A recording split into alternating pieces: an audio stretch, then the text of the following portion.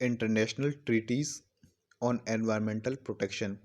Environment को protect करने के लिए जो जो इंटरनेशनल ट्रीटीज़ हुई हैं उनके बारे में ज़रा ब्रीफ में पढ़ लेते हैं। पहली एंटार्क्टिक ट्रीटी 1959।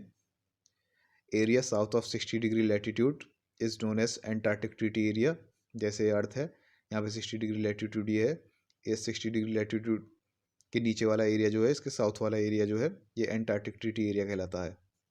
इसमें कोई टेरिटोरियल क्लेम नहीं कर सकता, कोई भी कंट्री ये नहीं कह सकता ये टेरिटरी मेरी है, ना ही कोई यहाँ पर मिलिट्री एक्टिविटीज़ कर सकता। साइंटिफिक इंक्वायरी और रिसर्च के लिए फ्रीडम है, साइंटिफिक इंक्वायरी रिसर्च कर सकते हैं। International cooperation in scientific activities, बहुत सारे देश मिलके वहाँ पर साइंटिफिक रिसर्च वगैरह भी करते हैं। इंडिया के भी वहाँ पर साइंटिफिक रिसर्च स्टेशंस बने हुए हैं अंटार्कटिका के अंदर, गंगोत्री वगैरह। इंडिया ने इस ट्रीटी को साइन किया था 1983 में as a consultative party member Antarctic treaty को।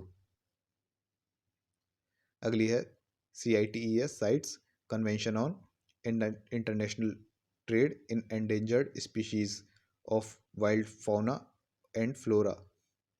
फ्लोरा आपके पेड़ पौधे होते हैं, फौना जानवर वगैरह होते हैं।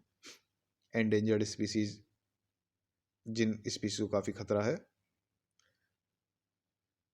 ये कन्वेंशन की गई थी रेगुलेट करने के लिए। जो एंडेंजर्ड स्पीशीज़ हैं उनके इंटरनेशनल ट्रेड को रेगुलेट करने के लिए ये वाली कन्वेंशन की गई थी। इंडिया ने इसको साइन किया था 1976 में। ये एंडेंजर्ड स्पीशीज़ के लिए हो गई। अब अगला ओजोन के लिए मॉन्ट्रियल प्रोटोकॉल आ गया जो 1987 में हुई थी। मॉन्ट्रियल प्रोटोकॉल में ये डिसाइड हुआ था कि ओजोन डिप्लीटिंग सब्सटेंसेस होते हैं, जैसे AC फ्रिज वगैरह में जो CFC HCFC वगैरह होते हैं ओजोन डिप्लीटिंग सब्सटेंसेस, उनके प्रोडक्शन को और कंजप्शन को रिड्यूस किया जाए। ये मॉन्ट्रियल प्रोटोकॉल में हुआ था। इंडिया ने इसको अडॉप्ट किया था 1992 में। बेसल कन्वेंशन जो हुई थी, जो हजार्डस वेस्ट वगैरह होते हैं वो एक जगह से दूसरी जगह ले जाए जाते हैं, जैसे शिप वगैरह होते हैं उनको तोड़ने के लिए इंडिया वगैरह लाया जाता है, यहाँ पे वेस्ट फैलाते हैं। तो इस चीज़ को एक देश से दूसरी देश में ले जाने के मूवमेंट में रिडक्शन हो, इसके लिए बेसल कन्वेंशन हुआ। या फिर कोई हजार्डस वेस्ट एक देश दूसरे देश में डिस्पोज डंप वगैरह करता है, इस चीज़ को रोकने के लिए इंडिया ने इसको रेटिफाई किया 1992 में। और इसके कुछ प्रोविजंस जो हैं Indian hazardous waste management rules में इंक्लूड किए बेसल कन्वेंशन के, जो कि हजार्डस वेस्ट से रिलेटेड है। बायोलॉजिकल डाइवर्सिटी के ऊपर कन्वेंशन हुई थी 1992 में। इसमें बायोडाइवर्सिटी और नेचुरल हैबिटेट्स के कंजर्वेशन के लिए डिसीजन लिए गए और उनके सस्टेनेबल यूज़ के लिए। इसके अनुसार इंडिया ने पास किया बायोलॉजिकल डाइवर्सिटी एक्ट, जिससे कि देश की बायोडाइवर्सिटी जो हो उसको एड्रेस करने के लिए एक लीगल फ्रेमवर्क प्रोवाइड किया जा सके।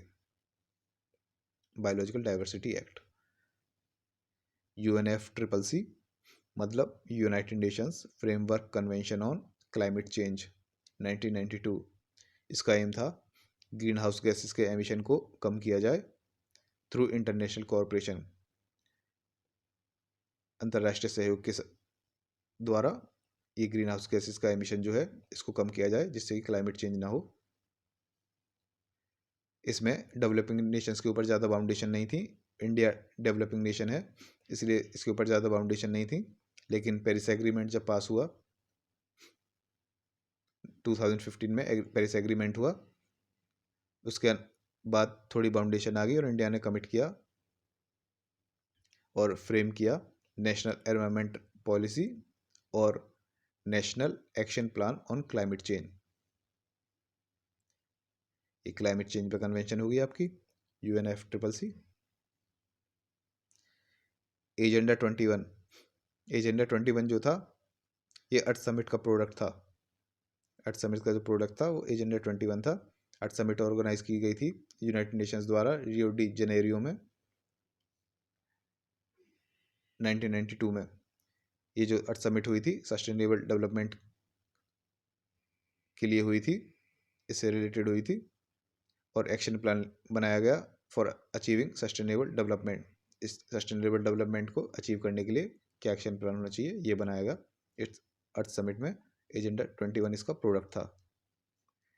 इंडिया सिग्नेटरी है एजेंडा 21 का और उसने अपने डेवलपमेंट इंफ्रास्ट्रक्चर के वेरियस पार्ट्स जो हैं उसको सस्टेनेबल डेवलपमेंट के साथ अलाइन करने की कोशिश की है। इंटरनेशनल कन्वेंशन ऑन डेजर्टिफिकेशन, ये कन्वेंशन हुई थी डेजर्टिफिकेशन, जो रेगिस्तान का विस्तार हो रहा है उसको कॉम्बैट करने के लिए। इंडिया इसका सिग्नेटरी है डेजर्टिफिकेशन वाले का भी। कार्टेगना प्रोटोकॉल, यह प्रोटोकॉल था कन्वेंशन ऑन बायोडाइवर्सिटी वाली जो कन्वेंशन हुई थी बायोडाइवर्सिटी वाली, उसको सप्लीमेंट करने के लिए। ये कार्टेगना प्रोटोकॉल बायोसेफ्टी से रिलेटेड है। ये प्रोवाइड कराती है इंटरनेशनल रेगुलेटरी फ्रेमवर्क, एक इंटरनेशनल रेगुलेटरी फ्रेमवर्क प्रोवाइड कराती है for safe use transfer handling of living modified organisms that is genetically modified organisms resulting from biotechnology.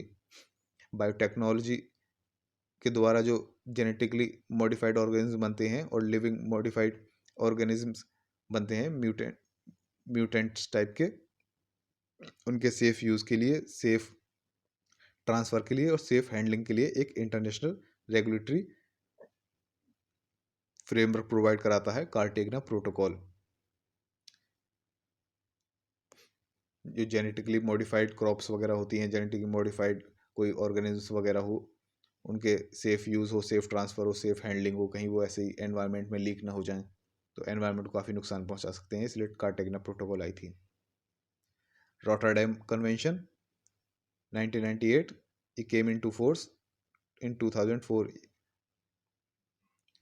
International trade of hazardous chemicals and pesticides and open exchange of information, ये hazardous chemicals और pesticides का जो international trade होता है उससे related exchange information का open exchange हो, इसके लिए रॉटरडैम कन्वेंशन आया, जिससे पता रहे कौन सा केमिकल कहाँ जा रहा है, कौन सा हजार्डस पेस्टिसाइड किधर जा रहा है, इसका इंटरनेशनल ट्रेड हो रहा हो तो सेफ्टी बनी रहे, कहीं कोई एक्सीडेंट ना हो। तो ये थी इंटरनेशनल ट्रीटीज़ आपकी एनवायरमेंटल प्रोटेक्शन के लिए। रिवीजन के लिए पीडीएफ का लिंक डिस्क्रिप्शन बॉक्स या फिर कमेंट बॉक्स में डाल देंगे, इंटरेस्टेड हो तो आप वहाँ से ले सकते हैं।